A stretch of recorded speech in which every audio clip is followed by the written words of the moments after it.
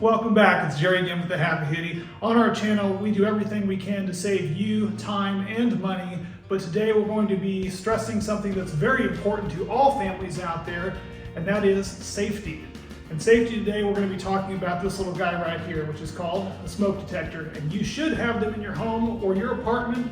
If you do not have them, you need to get them. You can contact your local fire department and they get them for free in most areas. But you need to check with them. I know they have programs for children.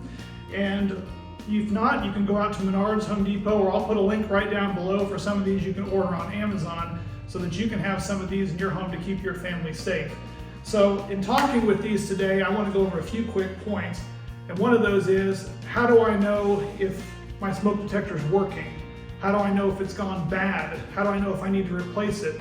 How do you change the batteries? These are all things some of us may take for granted.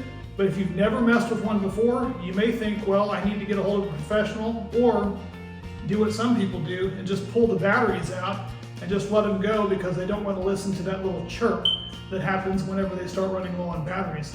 That puts your family at risk, and I'm here to show you how easy this is to take care of these.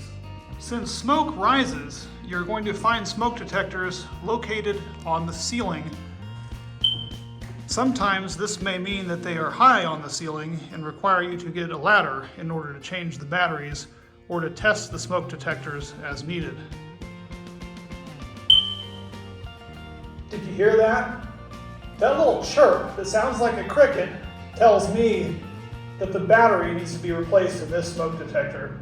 So to replace that, you can either take it down off of the ceiling by twisting it and pulling it off in most cases, or in a lot of other cases, there is a little doorway on the side that you can slide off and have access to the battery. I'm going to pull this one down so I can show you up close how to change the battery in this so that it doesn't continue to do that.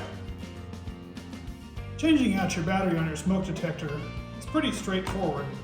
As I said, on the side of this particular model, there is just a doorway that you can slide open to reveal the bad battery inside. Others will have a doorway on the side that slides open, but pretty much all of them function in the same way.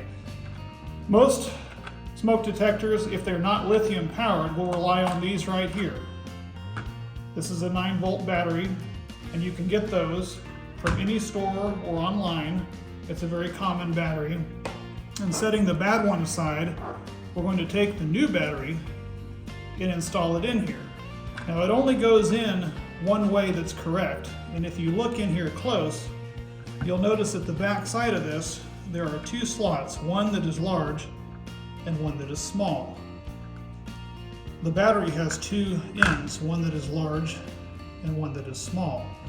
You need to make sure to put the small end towards the small hole and put that end in first, and then push it down, locking it into place. That will then allow this doorway to go closed. Now that the new battery is installed, you need to test this by pressing and holding on the button.